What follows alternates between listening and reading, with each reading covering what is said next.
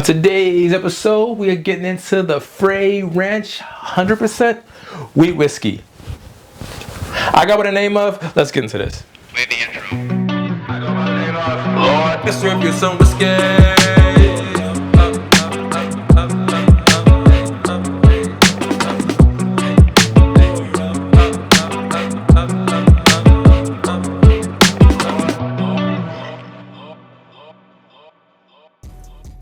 Welcome back, welcome back, welcome back. Wow. Yeah. Now, folks, today,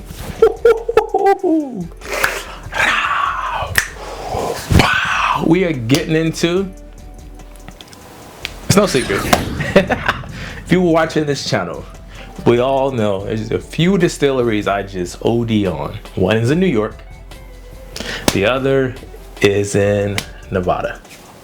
We're talking about Frey Ranch today, but in particular, the 100% wheat whiskey, which you may or may not have seen around. I'm sure of it. Yeah. Wow. So shout out to Frey Ranch. I was not sent this, but I'm going to review it. Now, this right here in particular is from their single grain series. We're talking about none other than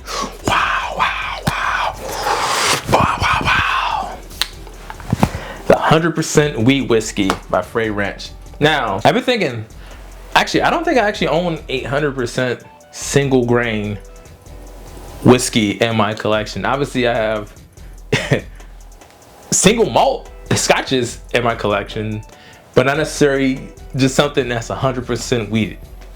It's a wheat whiskey. Now, I do own wheated bourbons. However, this is a wheat whiskey, so yeah. Now, I would say Frey Ranch does come off with a bunch of cool one-offs that they're not available in my area, so I do have to go online to a few stores and try to secure it that way. But this, like I said, is from their single grain series. There are a few other ones I do want to try. They have like a malt version that I want to try as well, and then I think there are some other ones I can't think of right now. I'm drawing a blank. But spoiler alert, I do like Frey Ranch. And if you're curious, I'm gonna go ahead and throw an episode up there where I talk about Frey Ranch, and then I'll even throw up there when I saw Frey Ranch at a whiskey event not too long ago. So we're gonna get into the 100% wheat whiskey by Frey Ranch. Let's go on for the nose. Already, this nose is pleasant. There's a huge bready note that comes up.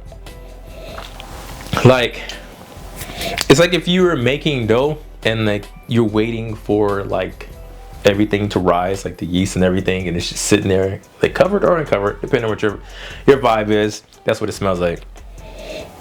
There is a pleasant sweet note that comes on top. It's almost like a cherry pie filling note that hits me outside of obviously the wheat note that I get from the bread. Well, not from the bread, but from the sweetness. Oh man. Also too, oddly enough, I like biscuits in particular from Popeyes. Let me know in the comment if you like Popeyes. Don't judge me. But there is a biscuit note also that is in here. Like if you, okay, follow me for a minute. So for Popeyes, right? Or any biscuit in general, but particularly Popeyes, it's not advertisement. You get the you get the biscuit, you split it open, and you put a little honey on it. That's the vibe I'm getting right now in this cup. I can go more in depth about a Popeyes order, but for right now we're talking about the biscuit and honey. That's the one I get on this one. So you get that honey, it's like a honey biscuit note in here. It's pretty pleasant. That's it. It's not super overall like complex, like I'm fishing out for notes. It's like the notes that are in there, honestly, they just pop out and it's like, yo, this is the notes, this is the notes, this is the notes. Because it's 100% wheat whiskey. But enough about the nose. Let's go in for the taste.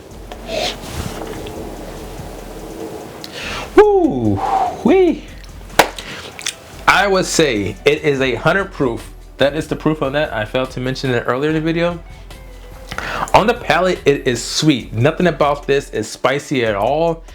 It literally feels like I am drinking honey. It almost feels like it's finished in a honey cask, but it's not.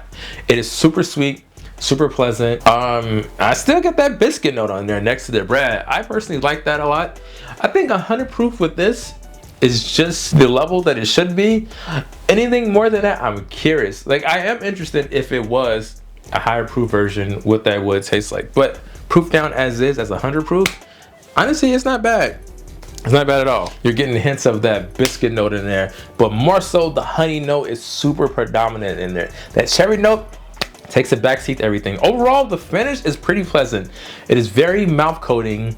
The finish, I would say, it is a long finish. It's still going on. It's like the party starts and people kind of show up late, but then more people show up a period of time and you're figuring out, okay, how can I get these people out of my house at a certain time? That's what it feels like, but in a pleasant way overall. As I'm talking to you right now, it's still going on and lingering. Yeah, so yeah, this is good. However, I would say, would I recommend this one? Would I recommend Frey Ranch? I'll let you be the judge of that. But I would say, hell, this bottle is good. My only qualms with the bottle, and I get it, I don't live in Nevada. Pretty sure if I lived in Nevada, I can go to the distillery and get this easy. It is hard to get. Obviously, with this being 375 milliliters, they don't sell this in my market in the store. So I had to buy this online on top of shipping, and it almost came out to the price of like if I bought like a store pick, which, you know, if you do your research, you know how much the store picks go for. But am I mad? No, I would gladly get this. Honestly, I might go ahead and stock up a bunch of these. To me, honestly, I might just flex next year. This might just be a daily sipper for your boy next year.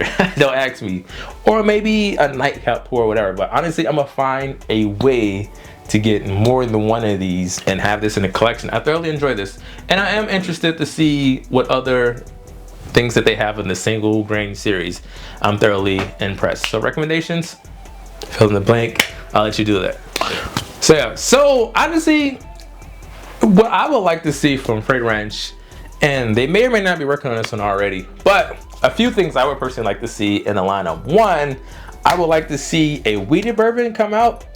And in regards to similar how they did the regular offering and then the uncut, I'll be very curious how they incorporate that in their lineup. Two, I kind of want to see a hazmat version. Now, you know how I feel about proofs on this channel. I'm not necessarily a proof hound. I like high proofs, but I don't necessarily believe high proofs is the end all be all for enjoying bourbon.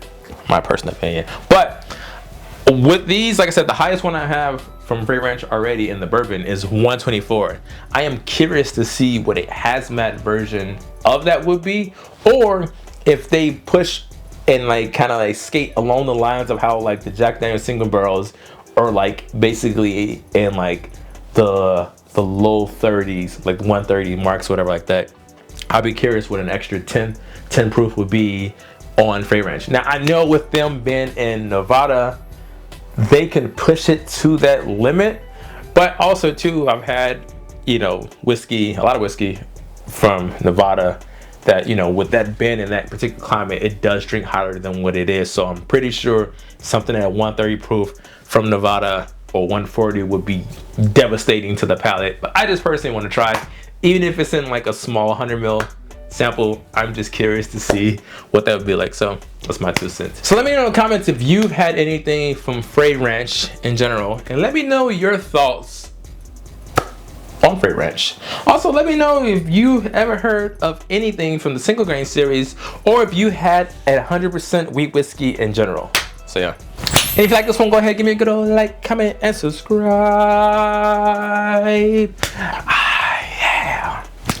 And like we always say at this time, folks, cheers, salud, sante, Kobe, and all that jazz.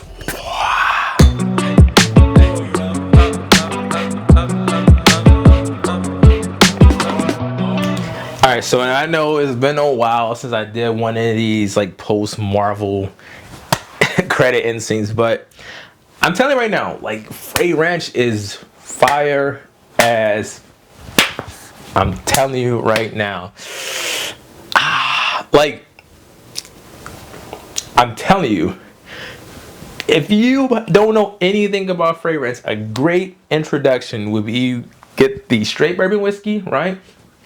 Get the uncut version next, and get a store pick They're all night and day. The notes between the uncut and the store picks vary, but they're really good, flavorful. I'm talking about grain to glass action all day. Frey Ranch.